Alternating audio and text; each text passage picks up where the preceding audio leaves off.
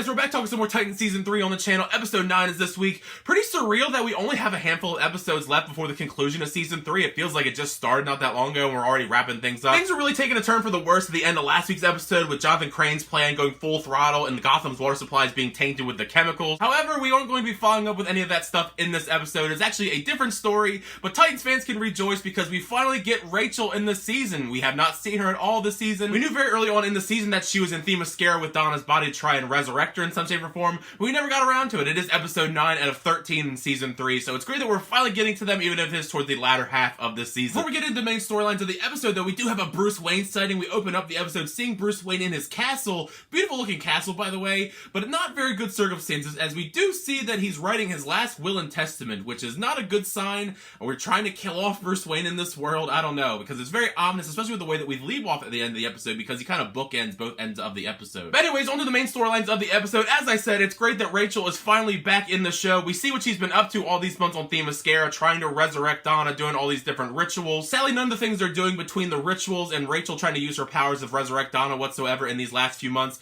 I gotta say, for her being a corpse for many months, Donna looks exactly the same. You think there would have been maybe some decay process, but maybe things are different on Themyscira. I have to say, I know it's really hard to compare, especially budget-wise, between an HBO Max show and a multi-million-dollar feature film, but this version of Themyscira is kind of ugly. The color palette doesn't help at all, and just the location itself just doesn't look very grand. It has anything to it that makes it stand out at all. It's just very bland looking, and the color palette, like I said, doesn't help. Because honestly, I wouldn't have known this was Themyscira if I didn't remember that's exactly where Rachel was all this time, so kind of disappointing that this is what Themyscira looks like in the Titans verse. One of the more exciting things about this storyline is the potential growth when it comes to Rachel as a character, because she's been training on this island for 3 months, and she's honing her skills and all of her powers while she's there, and I think that could be really beneficial to the team when she does inevitably return to the Titans, because they really could use her right now. Of course, they do have very powerful people on the team already, like Connor, Blackfire, and Starfire, but I definitely think they do need Raven on the team as well. And I feel like maybe Raven is that final piece that they need to take on Jonathan Crane, Red Hood, and all them and just turn the tides of the battle. I'm just looking forward to her interacting with the team again, because I do miss the interactions between her and Gar and Dick Grayson and all them,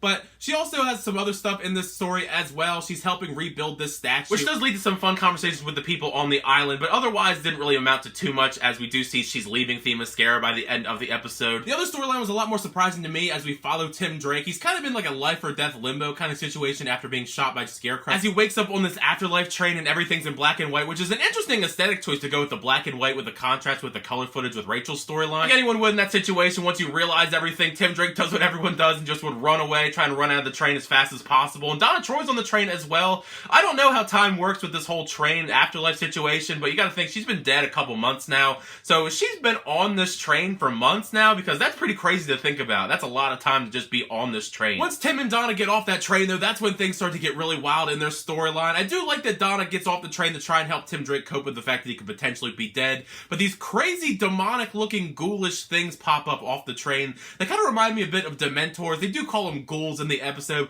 but they remind me of Dementors from Harry Potter. I don't know if you guys are fans of the Harry Potter series. That's what they remind me of, especially with their power set and how they suck out souls. Usually there is someone there to save them and rescue them. You hear Bon Jovi playing in the distance as this car pulls up, but it's actually Hank, which makes sense because it is the afterlife, but it is great to see him again after he blew up a couple episodes back. I'm not sure if it's potentially the writing involved for why I like this dead version of Hank more than I like the living version, but he's such a blast in this episode. He's the real MVP in my opinion. Many of the scenes he has with Donna and Tim Drake are actually some of the main highlights for me, especially his conversations with Donna, because they learn how he died, has to talk about the surrealness of him being blown up by Jason Todd, because of course Donna has to be informed of that. She doesn't know. Poor Tim Drake kind of takes a backseat almost literally in the rest of the episode as Donna and Hank help him out. He kind of is like a deer in the headlights for a lot of this episode. We later on find out in the episode he doesn't really have much recollection of memories and all that stuff. Maybe that's because he was being resuscitated and he's not actually dead yet. The huge plot point of their episode was the most intriguing thing to me, is the fact that Hank apparently found an actual bridge back to the land of the living. Like literally, it's an actual bridge. I thought maybe it was metaphorical, but when we see it later on in the episode, it's literally a bridge. And hearing about that bridge, I was thinking, are they really going to bring back Hank after he just exploded in Donna Troy and Tim Drake? Because I figured Tim Drake was going to live because he's only been in an episode or two,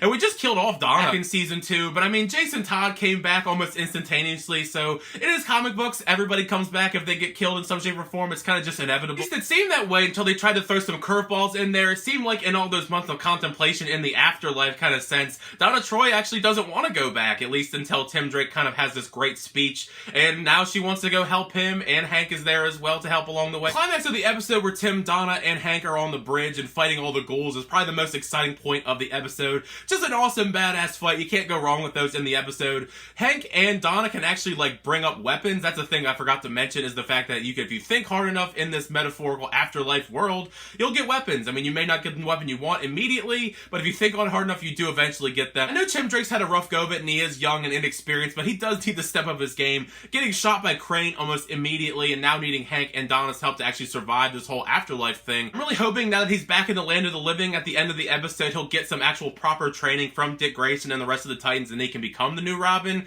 because he definitely needs it. It's not going too well for him so far. It was bittersweet to see Hank stay behind and take on all the ghouls on his own, so Donna and Tim Drake could go back to the land of the living. It was a really nice surprise, though, that we saw Donnie again, the original Dove. It was a really sweet moment between them, so I like that if we don't see Hank anymore. Also, we do, like I said, we bookend the episode with Bruce once again. He looks like he's trying to kill himself. Like he's burning down his castle. He's laying there passed out, just, I guess, waiting to be burned to death. Thankfully, Donna is up and about, teleports in, and rescues him and saves the day, and she's alive again. So in less than one season, we killed off Donna Troy, and she's already back. Like I said, comic books, baby! That's just how it rolls. I'm glad that they did change that, though, because that was one of the things I hated most about Season 2, was killing her off in such a dumb way. This wasn't one of my favorite episodes overall. It wasn't a filler episode in any way, because it did push the plot forward with Tim Drake and Donna being alive, but it overall just wasn't as interesting. Like I said, I'm glad that Rachel's finally back in the fold. I think it is a kind of disservice that she's not in most of the season. I hope that she is in a lot more episodes, but it was an okay episode. Not one of my favorites, not one of my least favorites. When you do see the episode, though, make sure you share your thoughts down below. What did you think of Season 3, Episode 9?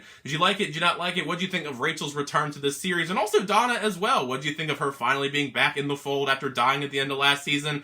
Either way, share your other thoughts down below. It's part of the fun time in the conversation with you guys down below in the comment section. I do read and respond to all the comments, though, so I will see them and I will respond, I promise. Thank you guys as always for sharing my videos, though. I really appreciate it. Make sure to like and subscribe button. I'll keep my reviews, reactions, boxing, and more on the channel. But next time, I'll see you guys later.